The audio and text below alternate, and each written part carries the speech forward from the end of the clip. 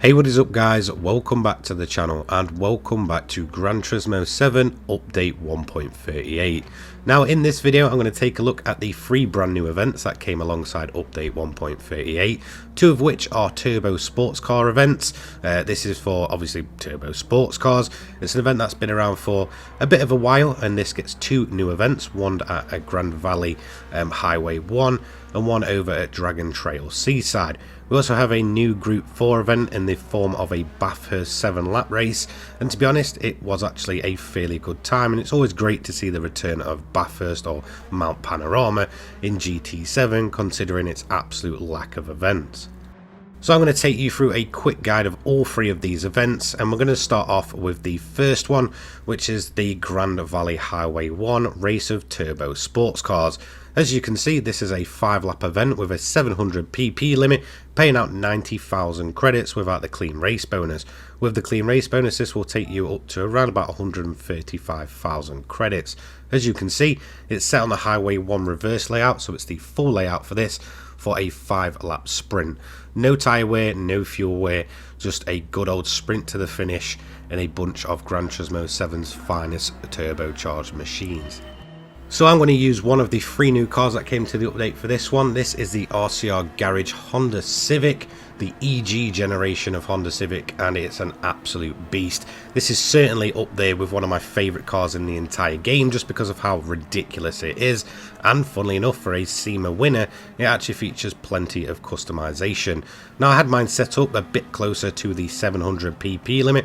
I set the AI on hard and went to work trying to get myself through the pack. Now we don't have to worry about tyre wear, considering this thing's front wheel drive and putting out a ridiculous amount of horsepower. We would have chewed through the tyres in no time, but we don't actually have to worry about any of that. So it's just a case of trying to worm our way to the front.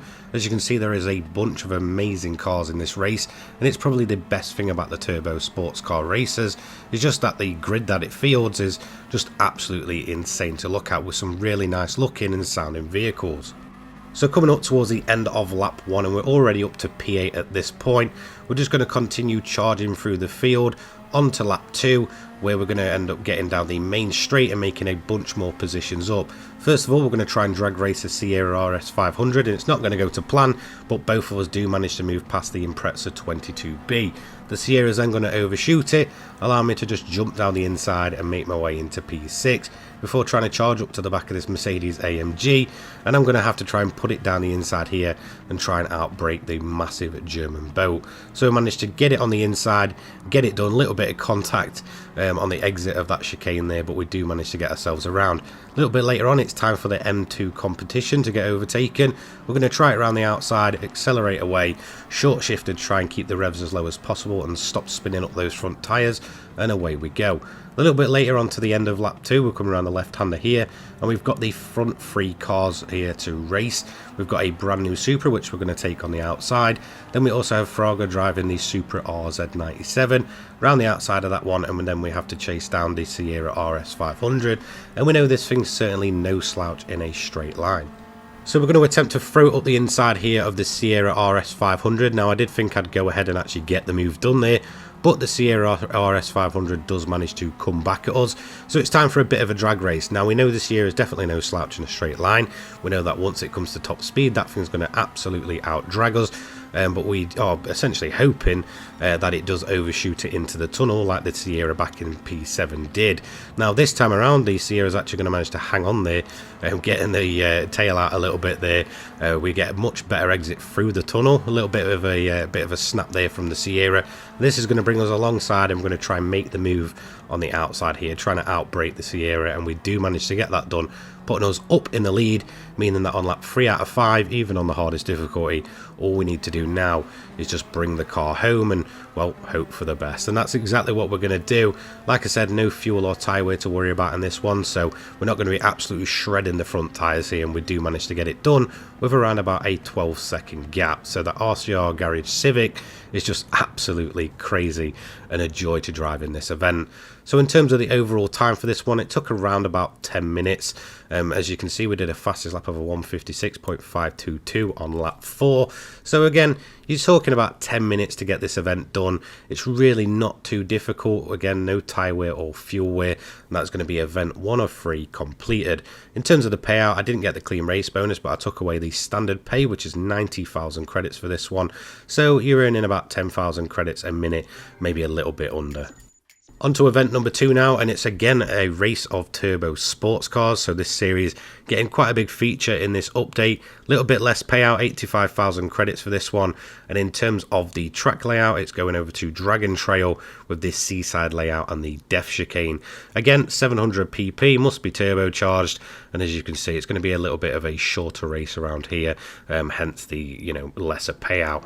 So I'm going to use the other Honda Civic in this update. This is the brand new Honda Civic Type R, the FL5, and we're going to try and attempt to beat this with a fairly built and specced up Honda Civic Type R. Again, trying to get it close to the 700 pp limit as much as possible. So we're going to make a couple of moves down into turn 1, which is this tight left-right section, and then we're going to try and accelerate out the right-hander, get it on the outside of the Z car, and that is going to be the Fair Lady overtaken and P13 almost instantly. We're then going to try it around the outside of the Porsche as well as the Lancer Evo, and that's going to bring us up to P11 as we continue our charge through the field. Skyline stood absolutely no chance here, just almost pretty much lets us through, so we're going to put it on the inside and begin our race up to the right-hander at the bottom of the hill here. Now we're going to try and out-drag the Evo. We're going to get the Lancer Evo overtaken relatively easy, no real challenge there. We're going to try and bring it down under brakes and try and get a move done on this Subaru Impreza in absolutely no time. Again, the Civic Type R actually being surprisingly good for an FF car. There's really not too much of that understeer that you'd usually get with this thing. So again, we're going to carry on into P8 currently, and we're going to try and make a few moves down the main straight, this time trying to outrun that Sierra RS500, which both of us do, but there is an M2 here with a much better top speed. We get a move done as well on the Subaru Impreza, so the M2 making a bit of contact and then dropping back. Up ahead, we've got another M2 here, this one without the massive big wing on it, and that's going to bring us up to P4 on only lap 2. So the AI really not too difficult at this one. I do feel like there was much harder at Grand Valley Highway 1. Going into the Death Chicane, and we're going to catch up to the back of the Supra here. We're going to try and make a move on the exit, a little bit of contact there, but we do manage to out-drag the older generation of Supra, that being the RZ97, before catching up to the 2020 model, putting it just around the outside, down the inside, just before we hit the corner, and then having to catch up with the Sierra RS500.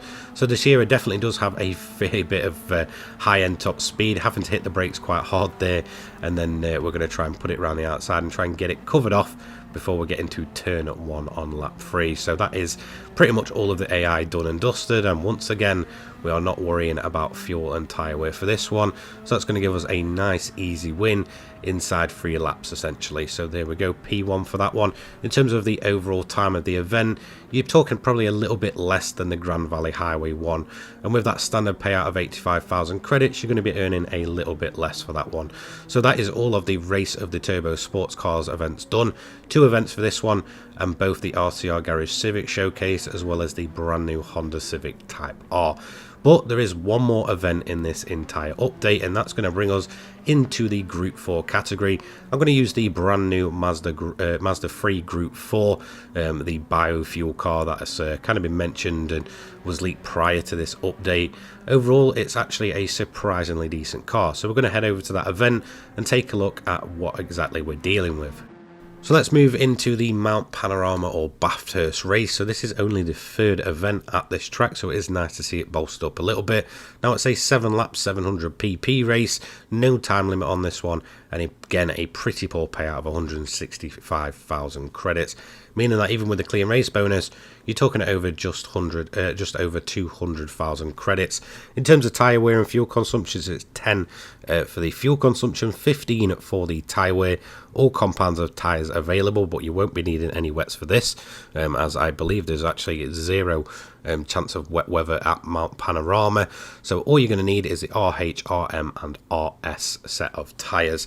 Now I'm going to be using the brand new Mazda 3 Group 4 just to see how realistically competitive it is. Although we're not under BOP, the car overall felt, well, quite good actually, and it looked much better than I originally assumed. So it's really not too bad of a car. I don't directly hate it, but I do think it's one that most of the players probably wouldn't have realistically been asking for. So we're going to make up 2 positions almost instantly. Again, we're running on the hardest difficulty. We've currently got the RM compounds on, and we're going to try and charge away through the grid. So we're going to overtake the 86 Steer, try it around the outside of the Porsche Cayman, and then try and charge down the Audi TT Cup. Once again, another FF layout of Group 4 car. We do manage to overtake the TT down the main straight, a fairly high top speed for this car actually, and then we're also going to manage to get past the Honda NSX as well as the Lancer Evolution and get 2 more positions there by the time we get to the end of the straight. Going into the left-hander, you can see the Lamborghini is going to have a bit of a wobble like it usually does down the inside of that, and we're up to P12 by the time we cross the line at the end of lap 1. Moving a little bit further on, we're going to make short work of the Subaru once again down the straight. Few upgrades to this to bring us to that 700 pp limit, and we're going to begin charging down the BMW and the Ford Mustang that you can see up ahead. We do manage to get it down the inside of the BMW going into this left-hander before the turn then tightens up and we end up on the back of the Ford Mustang there. Now again, the Ford is actually, you know, pushing quite hard at this point, managing to get its way through the traffic. So we're just going to follow suit and, you know, end up with a little bit of contact there, as well as the Aston Martin just doing a bit of an overshoot, managing to overtake us and get themselves into the side of the other Mazda 3 Group 4 that's in this race. But in the end, we do manage to come out victorious and take P7 there. On to lap 2 towards the end now, and we're trying to go once again down the main straight, or the big long straight that feels like it goes on for absolutely forever. And we do make up another couple of positions there, putting us in P5 quite nicely. On to lap 3 now, and it's going to be a little bit less, I guess, chaotic this lap. We managed to get P4 off the Toyota Supra there, and then we're going to hang it around the outside once again, this time on the Dodge Viper Group 4 to take away P3 and get ourselves into them podium positions. Now on to lap 4, and honestly our tyres are just completely shredded at this point. It's what you expect with an FF layout of car. We're also battling again, once again, one of the other FF layout cars, being the Suzuki Swift, also struggling for tyre life probably at this point in the race, and we're also running the car in a higher fuel mix. Now the fuel consumption for this car wasn't too bad. I think no matter what, you're going to rely on a single pit stop, especially considering if you run it any lower or in like fuel mix 6, to be honest, you're just going to drop back far too much on the main straights. So we're going to box in and take once again a set of racing meters to try and just get us through to the end. We're also going to fill the car up to full, although the kind of little diamonds there, I don't always trust it, and I'd rather just make sure that I'm covered off and not kind of stranded without fuel. So we're going to ignore that and just fill the car fully up. So on go the tyres and in goes the fuel, and now we're just trying to plan ahead how we're going to manage to catch up to the Corvette. As you can see, that is essentially the lead car and the only car that's really going to give us any real bother, to be quite honest. We do have a few other cars pitting in, but we have the likes of the Supra and stuff running on the soft, so we know they're not going to be any trouble. The main one we need to worry about is just trying to get onto the back of that Corvette, which I believe has already pitted at this point, so we're going to try and catch up to that a little bit later on in the race. So we're currently on lap 5, and we're trying to just shift away through the rest of the pack once again. We get the Subaru overtaking, get it down the inside of the Mazda 3, and once again we have to deal with that little pesky Suzuki Swift. Now that was on, I believe, the medium compound of tyres, so we know that once we get onto the back of it we should be able to make short work of it, considering that Suzuki is just an absolutely terrible Group 4 and shouldn't really be sat in that category. If anything, it should have its own touring car category. So then we're going to kind of move on to the G70, which we can see is just up ahead here. We're going to do the move that we've been pulling off all race long around the outside there, and then we're going to begin to chase down the Chevy Corvette, which is going to be up ahead. The Dodge Viper pitting at this point off of the mediums and taking fuel, so we don't have to worry about that car at all. So we're on lap 6 now, and again we're just trying to get that time down to the Corvette. We took 6 seconds out of it on a single lap there, so we're just going to begin to chase them down. Tyre wear starting to become a bit of an issue on the Mazda. Again, with it being that FF layout, it's going to absolutely chew through these tyres, and we're going to try and, you know, just do what we can really to just drag the car home and get that position done so we can get a nice and easy first place. And once again we're going to pull the move off on the outside, try and get it covered off just to ensure the Corvette can't get itself back up the inside, and that is it. We're going to take the lead on the final lap. Tyres absolutely shredded, but it's going to be a win at Bathurst for this Group 4 event. So there we go, absolutely done and dusted. Let's have a look at the overall timing. So it's going to take you just over 15 minutes to complete this race.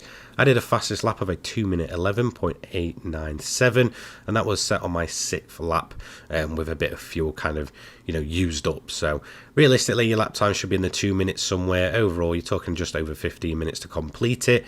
We didn't get the clean race bonus, but we took away 165,000 credits for this event, and that is going to complete all 3 events for this update. So what is my opinion on them all? Whilst I did enjoy my time with them, it just doesn't feel like it's enough, to be quite honest. Putting events in GT7 should be a relatively easy thing, and considering just how enjoyable most of them are when you up there racing with the AI or just using different cars to tackle them, it really is a shame that most of these just go amiss. It is great to see the return of Mount Panorama or Bathurst, especially now we've actually got a race car race there. I maybe would have expected the Group 3s to actually race here, but I did enjoy my time with that one, and it's always a good excuse to get the turbo cars out when the Race of the Turbo sports cars events come along. So they were rather quite enjoyable, but overall this is around about 30 minutes in terms of actual content or events. You're going to be taking no more than 45 minutes to beat all 3 of these, and it just doesn't seem enough for an update. It really is disappointing in that sense, but the quality is there of these events. Again, kind of let down a bit by the payouts, but that's just expected at this point, which is a bit of a shame. But in terms of just actual enjoyability, yes, they're enjoyable, but they're just not quite enough. So that's going to be it from me. Don't forget to leave a like, comment, subscribe as I continue having a look at everything with update 1.38 and beyond. I'll see you in the next one. Take care, guys. Peace.